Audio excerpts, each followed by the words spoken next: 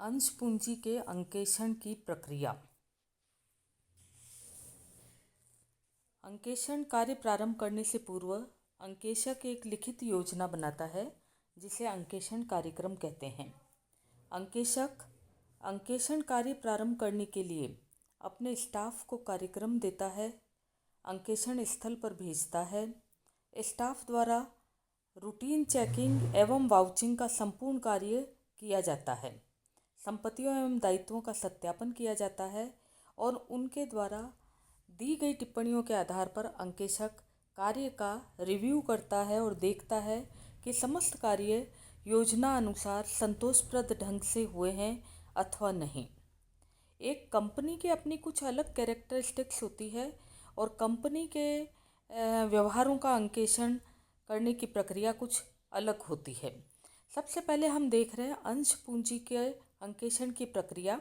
अंश पूंजी का अंकेक्षण करने के लिए भारतीय कंपनी अधिनियम 2013 की धारा 23(1) के अनुसार अंशों द्वारा सीमित दायित्व वाली कंपनी समता एवं पूर्वाधिकार अंश पूंजी का निर्गमन करती है।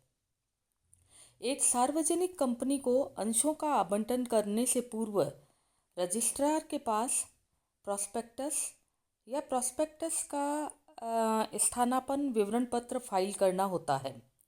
कंपनी के संचालक अंशों का आवंटन तब तक नहीं कर सकते जब तक कि सेक्शन 39 में दिए गए नियमों का पालन न किया जाए। Procedure of issue of share capital. इसमें न्यूनतम अभिदान कोई भी कंपनी अपने निर्गमित अंश पूंजी का आवंटन तब तक नहीं कर सकती जब तक प्रार्थित पूंजी की रकम कम से कम प्रविवरण में लिखित न्यूनतम अभिदान की राशि के बराबर ना हो। अनुसूचित बैंक में राशि जमा कराना। प्रार्थियों से प्राप्त संपूर्ण रकम शेड्यूल्ड बैंक में जमा करा दी गई है जब तक व्यापार प्रारंभ करने का प्रमाण पत्र प्राप्त ना हो या सेक्शन 43 के अनुसार इसे वापस नहीं कर दिया जाए। रजिस्ट्रार के पास विवरण फाइल करना।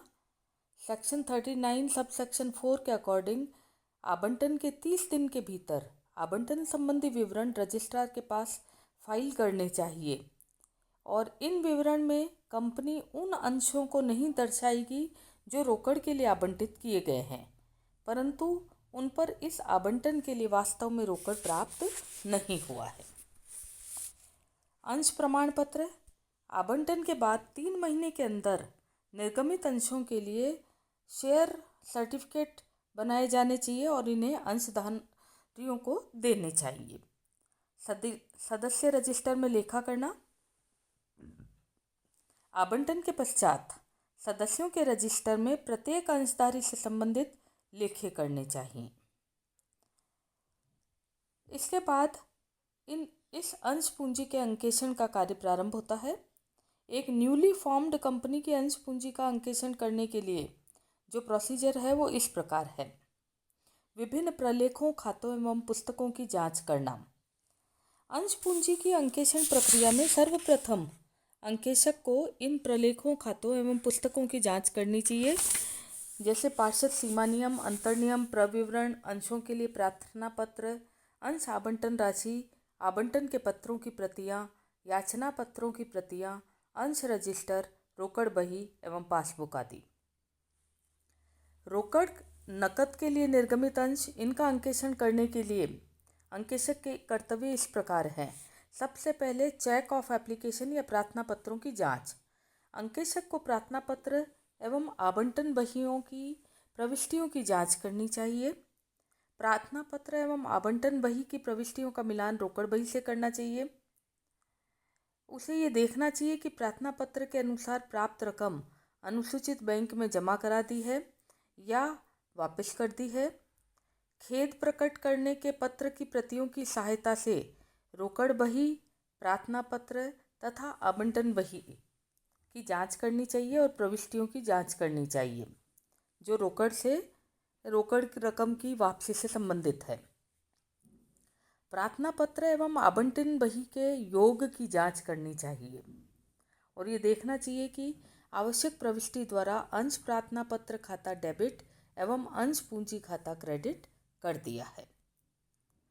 दूसरी जांच है आवंटन की जांच या चेक ऑफ अलॉटमेंट। अंकेशक को आवंटन की स्वीकृति का सत्यापन करने के लिए संचालकों की सूक्ष्म वितरण पुस्तक की जांच करनी चाहिए। इसको प्रार्थना पत्र एवं आवंटन बही प्रविष्टियों को खेद करने के पत्रों की प्रतियों से मिलान करना चाहिए। आवंटन पर प्राप्त रकम के लिए रोकड़ बही की जांच करनी चाहिए एवं उनका मिलान प्रार्थना पत्र एवं आवंटन बही से करना चाहिए। प्रार्थना पत्र एवं आवंटन के समय प्राप्त रकम की अंश रजिस्टर में की गई खतौनी से जांच करनी चाहिए और ये देखना चाहिए कि सभी टोटल ठीक है और आवंटन की प्रविष्टियां जर्नल में दी गई है। याचना की जांच या चेक ऑफ कॉल्स। संचालकों की सभा की सूक्ष्म विवरण पुस्तक का निरीक्षण करना चाहिए। याचना से संबंधित पत्रों की प्रतियों की सहायता से याचना बही की प्रविष्टियों की जांच करनी चाहिए। याचना बही एवं रोकड़ बही से अंश रजिस्टर में की गई खतौनी की जांच करनी चाहिए। प्रार्थना पत्र एवं आवंटन बही और अप्राप्य याचनाओं की सूची का मिलान करना चाहिए और ये देखना चाहिए कि ये रकम सही है। याचना पर अग्रिम प्राप्त की राशि की नियमानुकूलता की जांच करनी चाहिए। याचना बही के जोड़ों की जांच करनी चाहिए और सभी प्रविष्टियों की जांच करनी चाहिए। अन्य कर्तव्य, अंकेशक को ये देखना चाहिए कि आवंटित अंशों की राशि अधिकृत एवं निर्गमित पूंजी की राशि से अलग नहीं है एवं प्रविवरण में वर्णित सभी शर्तों का पालन कर दिया गया है। अंशधारियों के खातों के शेषों के योगों का अंश पूंजी के खातों के शेषों से मिलान करना चाहिए। अंशों का अभिगोपन किया गया है तो अभिगोपकों के साथ किए गए प्रसंविदे की जांच करनी चाहिए। उचित प्रमाणकों की सहायता से कमीशन एवं दलाली आदि के भुगतान की जांच करनी चाहिए। यह जांच केवल किसी कंपनी के प्रथम वर्ष के खातों पर अंकेक्षण करने के लिए अपनाई जाती है। यदि प्रीसीडिंग ईयर्स में फिर से अंशों का निर्गमन किया जाए तो उससे संबंधित लेखों की विस्तृत जांच करने की आवश्यकता नहीं है। उसके लिए परीक्षण जांच से काम चल सकता है। रोकड़ के स्थान पर अन्य प्रतिफल के लिए जब अंश निर्गमित किए जाते हैं तो उसके लिए कंपनी ने या तो कोई संपत्ति प्राप्त की है या उन्होंने जिनको यह अंश दिए हैं उन्होंने कंपनी को अपनी सेवाएं दी है। तो ऐसे अंशों के लिए अंकेशक को जांच करने का प्रोसीजर इस प्रकार अपनाना है। यदि अंशों का निर्गमन विक्रेताओं को किया गया, issue of shares to vendors, company एवं विक्रेता के बीच जो कॉन्ट्रैक्ट हुआ है उसकी जांच करें ताकि क्रय प्रतिफल की राशि का पता लगाया जा सके। कंपनी के प्रविवरण के अध्ययन से क्रय प्रतिफल के चुकाने की विधि की जानकारी करनी चाहिए।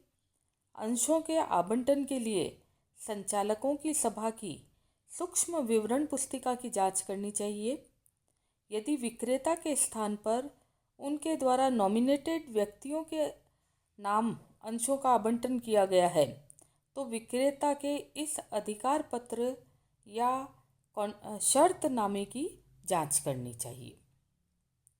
यदि अभिगोपकों के नाम अंशों का निर्गमन किया गया है, issue of shares to underwriters, तो कंपनी एवं अभिगोपकों के बीच किए गए प्रसंविदे की जांच करनी चाहिए। कमीशन के शर्तों की जानकारी लेनी चाहिए। संचालकों की सूक्ष्म पुस्तिका का निरीक्षण करके अंशों के आवंटन की वैधता की जानकारी प्राप्त करनी चाहिए। अंतर्नियम का अध्ययन करके अभिगोपन कमीशन की राशि और भुगतान करने की विधि की जानकारी लगानी चाहिए। यदि और प्रविवरण को देखकर ये पता लगाना चाहिए कि उसमें इस कमीशन के भुगतान करने के अधिकार का उल्लेख है या नहीं। यदि प्रवर्तकों के नाम में अंशों का निर्गमन किया गया है, issue of shares to promoters, तो कंपनी के प्रवर्तकों के लिए उनके द्वारा किए गए प्रारंभिक व्यय के लिए रकम खर्च करने के फलस्वरूप कभी कभी अंशों का निर्गमन कर दिया जाता है। इसके लिए भी उनके बीच हुए प्रसंविदे और संचालकों की सूक्ष्म पुस्तिका का निरीक्षण करके जांच करनी चाहिए।